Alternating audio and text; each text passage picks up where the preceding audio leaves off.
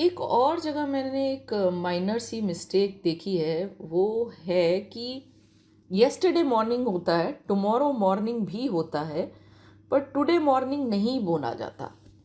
आज की मॉर्निंग को हम दिस मॉर्निंग कहते हैं। ठीक है, तो यहाँ कंफ्यूज होना नॉर्मल है, कोई भी कंफ्यूज हो जाएगा। Yesterday morning I talk to my mother, tomorrow morning I will talk to my father. ये दोनों सेंटेंसेस ठीक है, लेकिन जब आज सुबह की बात होती है, उसकी बात आप उस सुबह से पहले भी कर सकते हैं, उसके बाद भी कर सकते हैं। This morning Trisha called me, today morning Trisha called me नहीं होगा, आज सुबह ट्रिशा ने मुझे कॉल किया था। We met Nisha this morning, तो ये सही है। We met Nisha today morning सही नहीं माना जाता। ठीक है, तो जब आप आज सुबह की बात करें तो दिस का यूज़ करें। हाँ, ये आप कह सकते हैं today I woke up at 5 in the morning. ये आप कह सकते हैं टुडे शुरू में लगा है और मॉर्निंग फिर बाद में आ रहा है, तो फिर ये सेंटेंस गलत नहीं है, ये सही है। हम टुडे मॉर्निंग इकट्ठा नहीं कहते, इतना आपको ख्याल रखना है। I will go for a long walk this morning. ठीक है, वॉक पे जाने से पहले सुबह आप इस तरह से भी बोल सकते हैं, मॉर्निंग को रेफर कर सकते हैं फ्यूचर के लिए भी। अच्छा, एक और गलती मैंने अपने स्टूडेंट्स को करते हुए देखी है कई बार। I am from Chandigarh only, I am from Delhi only, I am from Faridabad only. तो यहाँ ओनली की कोई ज़रूरत नहीं है। I am from Chandigarh, I am from Faridabad, I am from Lucknow, इतना काफ़ी है। एक और मिस्टेक मैंने देखी है, गुड और वेल के बीच का जो डिफरेंस है वो कई बार समझ आना मुश्किल हो जाता है। देखिए, मोटे मोटे तौर पे देखिए, गुड एक एडजेक्टिव है और वेल ज़्यादातर एक एडवर्ब की तरह यूज़ होता है। वैसे वेल एडजेक्टिव की तरह भी यूज़ होता है। तो गुड का यूज़ कैसे होता है? गुड एक एडजेक्टिव है तो ये नाउन्स को मॉडिफाई करता है। It is a good idea, she is a good girl, you are a good boy. Well एक एडवर्ब है तो ये मॉडिफाई करता है वर्ब्स को, एडजेक्टिव्स को और दूसरे एडवर्ब्स को। We are doing well, doing verb है तो हम कैसा कर रहे हैं? हम बढ़िया कर रहे हैं, मतलब हमारी जिंदगी बढ़िया चल रही है। वी आर डूइंग वेल, तो यहाँ वेल जो है डूइंग को मॉडिफाई कर रहा है। वेल एक एडवर्ब है। It was well decorated, decorated वो बहुत बढ़िया तरीके से डेकोरेटेड था।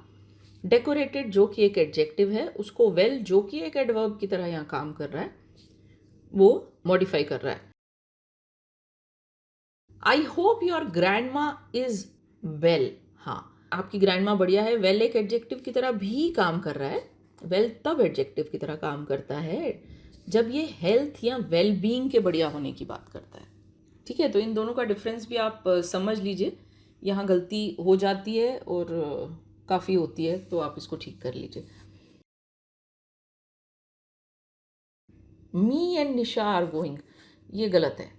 देखिए, दो गलतियाँ यहाँ पे। पहला तो ये कि जब मैं अपनी और किसी और की बात करती हूँ तो पहले थर्ड पर्सन को रखा जाता है और फिर मैं अपना मेंशन करती हूँ। पहली चीज़ ये है। और दूसरी चीज़ ये है कि निशा और मैं जा रहे हैं, निशा और मैं जा रहे हैं तो मैं सब्जेक्ट हूँ। सब्जेक्ट मी नहीं हो सकता, सब्जेक्ट होगा तो आई होगा। निशा एंड आई आर गोइंग, ये बनेगा आपका sentence. They offered my wife and I the most beautiful room in the resort, ये गलत है। अब यहां पर आई नहीं आएगा। देखिए, दे ऑफर्ड, तो यहां पर आई जो है वो ऑब्जेक्ट होना चाहिए था। They offered me and my wife, तो यहां पर मी होना चाहिए था। एक और गलती है, छोटी सी है, जो मैं अक्सर देखती हूँ। 6 AM इन द मॉर्निंग, देखिए 6 AM भी बोल रहे हैं और फिर इन द मॉर्निंग भी बोल रहे हैं, तो ये गलत हो जाता है। या तो आप 6 AM बोलिए या 6 इन द मॉर्निंग बोलिए। AM और मॉर्निंग एक किस्म से रिपीट हो गई बात। ठीक है, AM बता रहा है कि सुबह का वक्त है, तो फिर हम कह रहे हैं सुबह है, मॉर्निंग है, तो ये बात गलत हो जाती है। एक और गलती है मैरिज और वेडिंग के बीच का डिफरेंस। मैंने ये इंडियंस को बहुत मिस्टेक करते हुए देखा है। I want to attend her marriage. देखिए, मैरिज एक रिश्ता है जो एक दिन शुरू होता है और फिर चलता जाता है। ये कनेक्शन है दो लोगों के बीच में। पर जो आप अटेंड करना चाह रहे हैं, जो एक सेरेमनी है, एक इवेंट है और एक वन टाइम अकरेंस है, एक वन टाइम इवेंट है, उसको कहते हैं wedding. I want to attend her wedding. ये ठीक है, ठीक है। तो मैरिज एक रिश्ता है, वेडिंग एक सेरेमनी है, एक सेलिब्रेशन है जो मैरिज की शुरुआत करता है, दो लोगों के बीच में इस रिश्ते की शुरुआत करता है वेडिंग। ये एक इवेंट है और इसको हम सब अटेंड करने जाते हैं। मैरिज में दो लोग होते हैं जो एक दूसरे से ब्याहे होते हैं और ये उनके बीच के रिश्ते को रिप्रेजेंट करता है वर्ड। अच्छा, एक और गलती है जो मैं अक्सर देखती हूँ और ये भी बहुत कॉमन है। फ्यूअर शब्द को लोग इस्तेमाल ही नहीं करते और लेस का बहुत इस्तेमाल होता है गलत जगहों पर भी।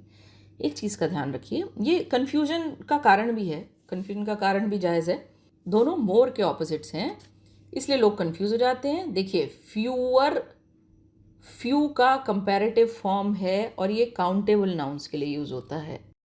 लेस लिटिल का कंपैरेटिव फॉर्म है। दोनों कंपैरेटिव फॉर्म्स हैं और दोनों मोर के ऑपोजिट्स हैं।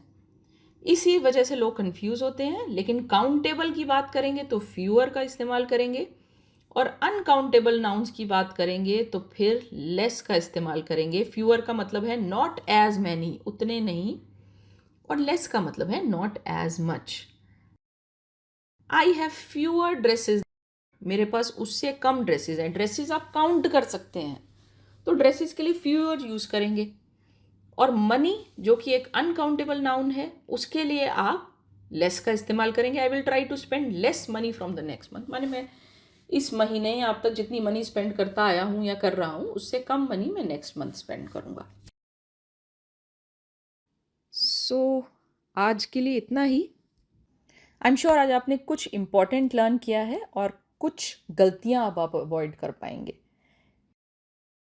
यहाँ मैं आपको याद दिला दूँ कि हमारे चैनल पे इसके अलावा भी बहुत सा कंटेंट है, बहुत सा यूज़फुल कंटेंट है मुझे कहना चाहिए। हमने उस सारे कंटेंट को मल्टीपल प्लेलिस्ट में डिवाइड किया है। हम आपको ग्रामर और वोकैबुलरी सिखाते हैं। ये आपकी मदद करते हैं अपनी लैंग्वेज को एक्यूरेटली लिखने और बोलने में। इसके अलावा हमारे चैनल पर ये प्लेलिस्ट है from novice to pro, building strong writing and speaking skills.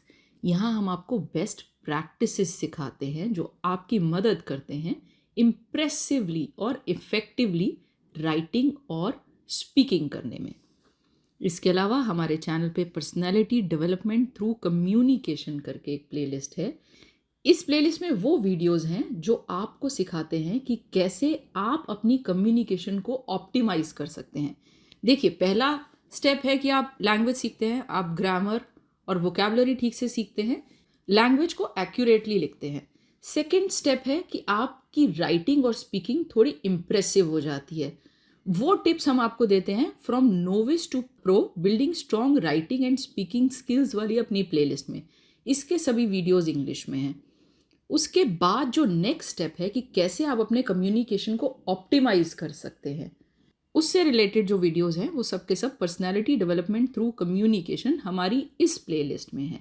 Optimise करने से मेरा मतलब है कि आप अपनी कम्युनिकेशन स्किल्स की मदद से एक पर्टिकुलर सिचुएशन में से बेस्ट आउटपुट निकाल सकते हैं।